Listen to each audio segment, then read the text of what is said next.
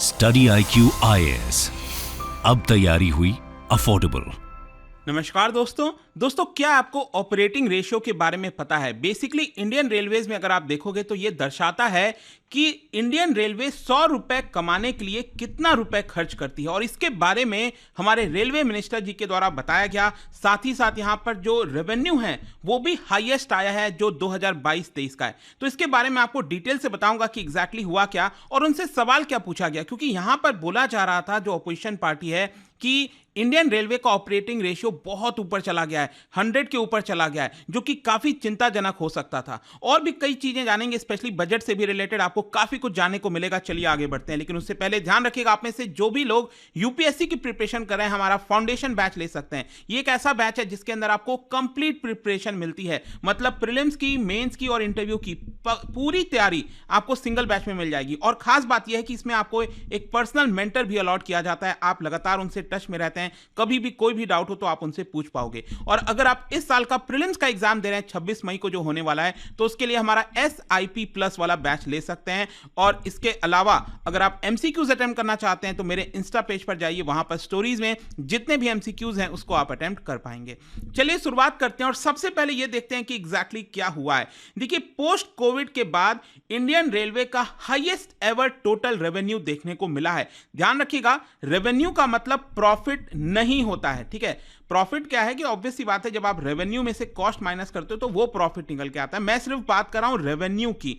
तो यहां पर जो रेवेन्यू है 2022-23 का, वो 2,40,000 करोड़ के आसपास आया है, जो कि अभी तक का हाईएस्ट है। साथ ही साथ अगर हम ऑपरेटिंग रेशियो की बात करें तो रेलवे मिनिस्टर ने बताया राज्यसभा के अंदर दिस इज 98.1। अब 98.1 2022-23 का, इसका मतलब यह हुआ कि अगर 100 रुपए कमाती है रेलवे तो उसको 98 रुपीज 10 पैसे खर्च करने पड़ते हैं। तो ये इसको कहा जाता है ऑपरेटिंग रेशियो। बेसिकली मैं अगर आपको बताऊं तो राज्यसभा के अंदर जो तृणमूल कांग्रेस के MP हैं जवाहर सरकार, उनकी तरफ से क्वेश्चन किया जा रहा था रेलवे मिनिस्टर को लेकर, और उन्होंने कई कंसर्न्स रेज किए। बेसिकली उनको यह पता चला कि जो ऑपरेटिंग रेशियो है वो 100 के काफी ऊपर चला गया है, और इसी की वजह से उन्होंने इंडियन रेलवे के जो मिनिस्टर हैं उनसे सवाल पूछा। और आपको पता ही है कि पार्लियामेंट के अंदर जो MPs हैं उनको हक बनता है कि अगर उनसे कोई सवाल पूछना है मिनिस्टर से रिलेटेड या फिर जैसे भी है वो पूछ सकते हैं।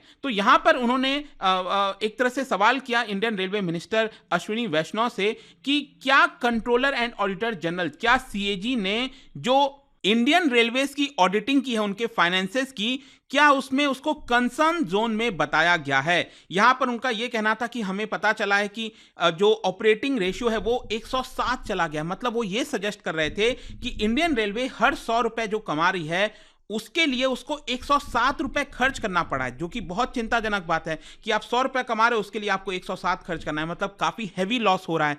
तो यह सवाल उनकी तरफ से रेस किया गया, और इसी को लेकर जो इंडियन रेलवे मिनिस्टर है अश्विनी वैष्णव, उन्होंने कहा कि देखिए CAG ने यहां पर रिपोर्ट अगर आप देखोगे 2023 का, उसके अंदर रिपोर्ट 13 में इसके बारे में मेंशन किया हुआ है, और उसके अंदर यह बताया है सबसे पहले तो इंडियन रेलवे का हाईएस्ट एवर टोटल रेवेन्यू देखने को मिला, जो मैंने आपको पहले ही बता दिया 2,40,000 करोड़, और साथ ही साथ यहां पर 98.10 का ऑपरेटिंग रेशियो देखने को मिला।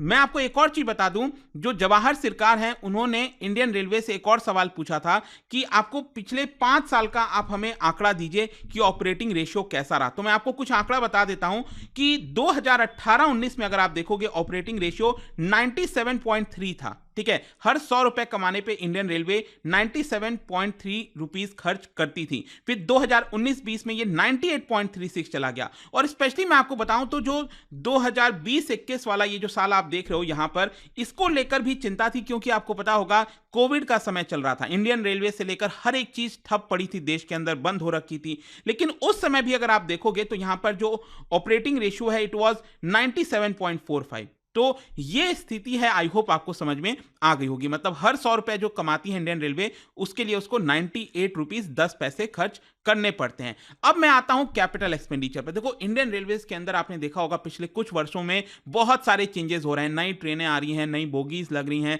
कोशिश किया जा रहा है कि यहां पर जो टाइम है इंडियन रेलवेज का, पहले तो मुझे याद है क्या हालत होती थी, मतलब आप कभी एक्सपेक्ट कर ही नहीं सकते थे कि इंडियन रेलवे टाइम पर होगी, लेकिन चीजें बदल रही हैं, मैं ये नहीं कहूँगा परफेक्ट हो गई हैं, बहुत सारी चीज़ें बदली हैं। स्पेशली मैं आपको बताता हूँ, यहाँ पर जो कैपिटल एक्सपेंडिचर है उसको बड़े पैमाने पर खर्च किया जा रहा है। देखो ये इंपॉर्टेंट क्यों होता है, एक तो होता है रेवेन्यू एक्सपेंडिचर, यहाँ पर सरकार जो है सैलरी, पेंशन और इस तरह की चीज़ों में खर्च करने में पैसा खर्च करती है। लेकिन दूसरा जो कैपिटल एक्सपेंडिचर होता है ये अच्छा संकेत दिखाता है, मतलब कि सरकार ट्रैक बनाने में, नए ट्रेनों को खरीदने में, बोगीज को खरीदने में, मतलब कि जो ओवरऑल एसेट है इंडियन रेलवे का उसको इंप्रूव करने में जब खर्चा करती है तो वो दिखाता है कि आगे आने वाले समय में आपको बेटर परिणाम मिलने वाले हैं। और इसीलिए आप देख सकते हो इस बार का जो इंटरिम बजट आया है उसमें निर्मला सीतारमण जी ने 2.65 लाख करोड़ रुपीस का जो कैपिटल एक्सपेंडिचर है रेलवे के लिए वो यहां पर तय किया है। और मैं आपको बता दूं ये पिछले साल वाले बजट से 5% ज्यादा है। पिछले साल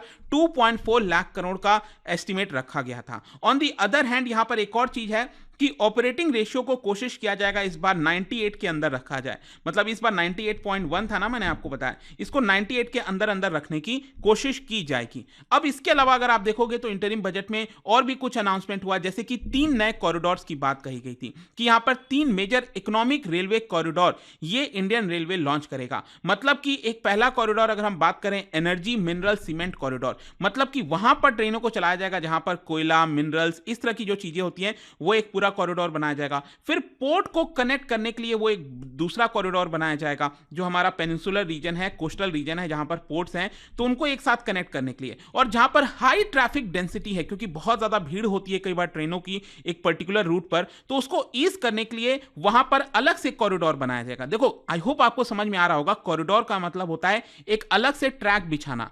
तो अलग से ट्रैक बिछाया जाएगा, मतलब हाई डेंसिटी एरिया में अलग से वहां पर और ट्रैक बन जाएंगे, जिसकी वजह से जो ट्रेनें हैं वहां से इजीली पास हो सकेंगी। इसके साथ साथ आप देख सकते हो यहां पर यह भी बोला गया है कि 40,000 जो नॉर्मल रेल बोगीज हैं उनको बदलकर वंदे भारत स्टैंडर्ड का किया जाएगा, ताकि सेफ्टी बनी रहे, कन्वीनियंस हो और कंफर्ट हो पैसेंजर्स को। इसके अलावा यहां पर आप देख सकते हो बताया जा रहा है कि जो पैसेंजर कैपेसिटी है उसको फर्दर इंक्रीज करने की कोशिश की जा रही है। कैपेसिटी का मतलब आप देख पाएंगे कि अभी अगर आप देखो हर साल करीब 8 बिलियन लोग ट्रैवल करते हैं, इसको बढ़ाकर 10 बिलियन की कैपेसिटी हमें ले जाना है। यहां पर जो इकोनॉमिक कॉरिडोर का प्रोजेक्ट है वो बेसिकली पीएम गति शक्ति, आपको याद होगा जो पीएम मोदी ने अनाउंस किया था, उसी के तहत किया जा रहा है, ताकि ईज हो सके सब कुछ चीजें। और साथ ही साथ लॉजिस्टिक एफिशिएंसी हो गया, कॉस्ट का रिडक्शन हो गया, वो सारी चीजें भी हो रही हैं। इसके अलावा एक और बहुत इंपॉर्टेंट चीज है, वो ये है कि सरकार कोशिश कर रही है कि जो वेटिंग लिस्ट होता है उसको जीरो किया जाए। देखो ये बहुत ही एम्बिशियस प्रोजेक्ट है,